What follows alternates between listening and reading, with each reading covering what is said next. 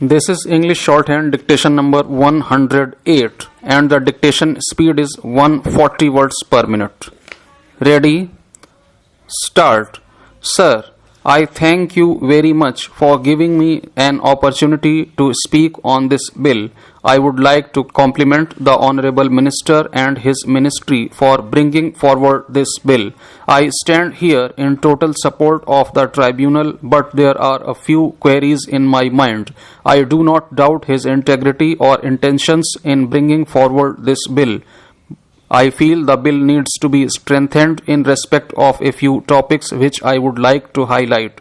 Since I have little time, I would just come to the points. In the context of the 86th report of the Law Commission, there was a suggestion that the tribunal has to be in every state so that it is more accessible and quicker in disposing the matter. That is not found here.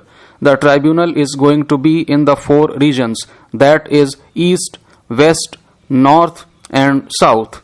So the accessibility of the tribunal is really not going to reach the end person who really needs access to it. Secondly, clause 14 of the bill says that the power to settle disputes, if it involves a substantial question relating to environment, is relating to Schedule 1. Schedule 1 specifically does not cover ecology, wetlands and lakes.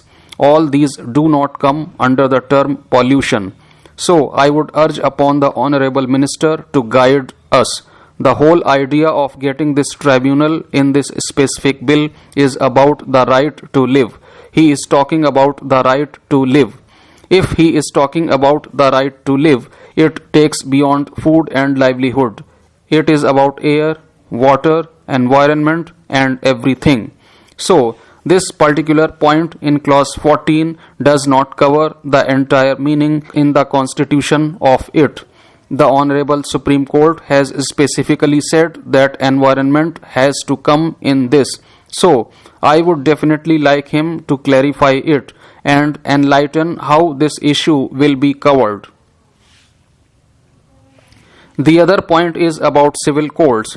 The civil court was an option for people before the tribunal happened. Now, this has been removed because of the tribunal.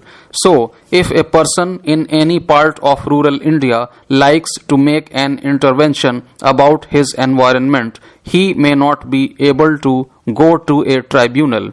Would this be really the right way to go forward? The accessibility to the civil court has been totally diluted. Would the civil courts be considered to be brought in again? It is not possible for every person to go to the tribunal and then go straight to the Supreme Court.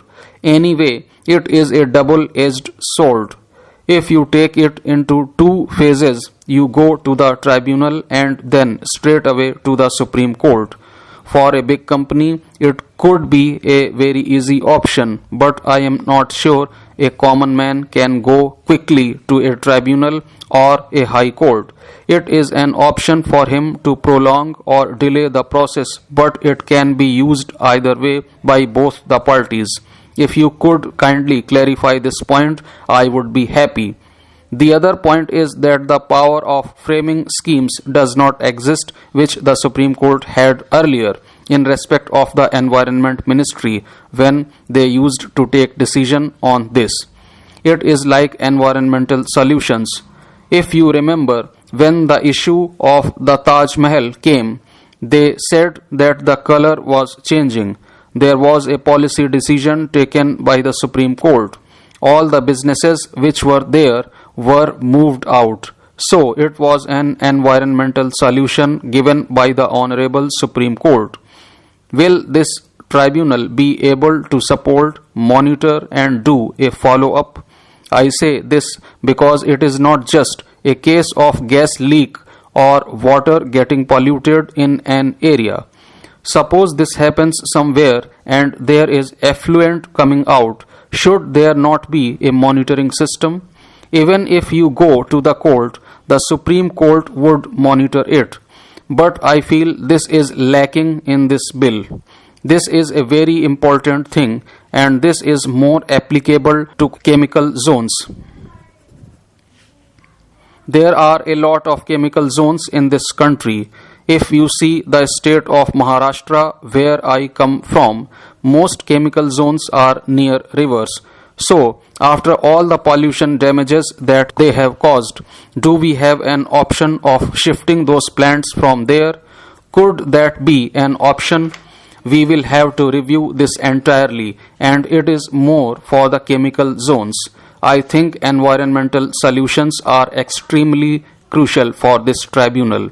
The other thing is about molding the requirement of relief. When we talk about civil courts, the civil courts do not have the option of doing it.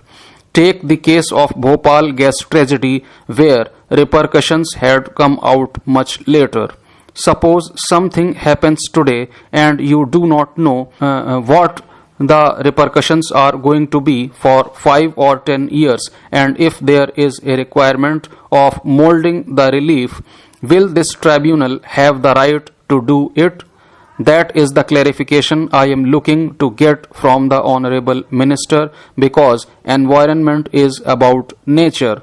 It is not about suing one party or the other and the issue ending there. It is about long-term consequences which are going to affect the whole society.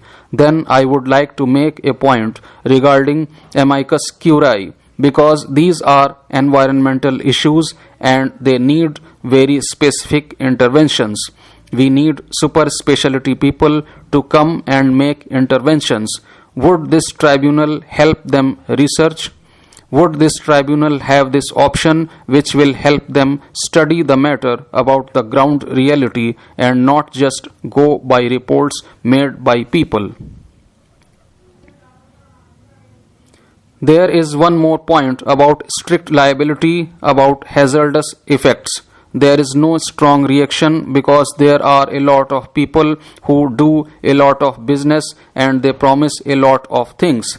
For example, as it happened in the case of Bhopal gas tragedy, where they said that they considered everything and they gave an assurance, but there can be freak accidents.